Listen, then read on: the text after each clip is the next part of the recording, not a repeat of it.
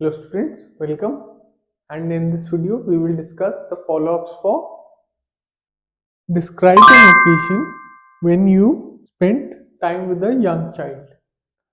So the first question is, do you think there are too many rules for young children to follow, whether at school or at home? Yes. In my view, there are excessive number of rules for young children to follow. Excessive means there are many.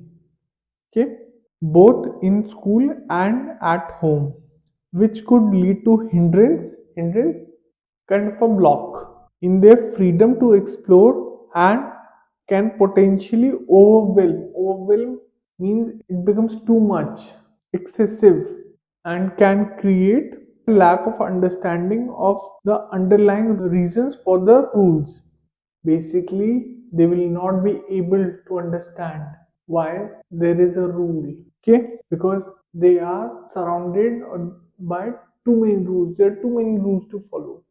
Children do not like to follow any rules.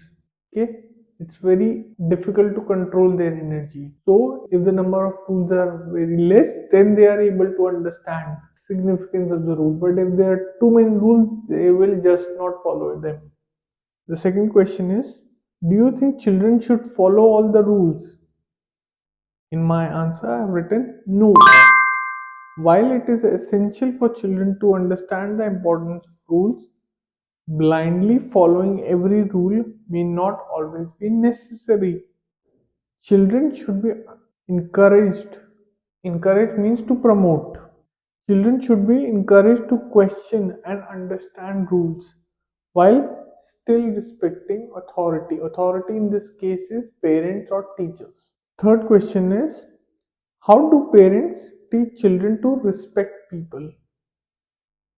In my view, parents teach children to respect people in a number of ways. Firstly, through leading by example, promoting empathy, and fostering open communication. Leading by example means, for example, Virat Kohli leads by example when he scores, or Rohit Sharma, because he is the captain of the Indian cricket team, and when he scores 100, he leads by example. He tells them metaphorically that if I have scored, then you can also score a big score. Secondly, they also emphasize the importance of treating others with kindness and understanding. Parents also help to make children understand how to treat people with respect. If your parents are respectful to others, then you will also be respectful to others as well. The fourth question is, do outdoor activities help children? Absolutely. Outdoor activities play a vital, important role in a child's development. They help in promoting physical health, means physical fitness, creativity, promote problem solving skills, and help in social interaction. When you are playing a team sport, you interact with other people as well. That helps you improve your social interaction while also fostering a connection with nature, fostering help, okay, nurture. Fifth and the last question is, where do children usually play? Well, children typically play in various places, including playgrounds, parks, backyards, and schools. They also play board games at home with friends.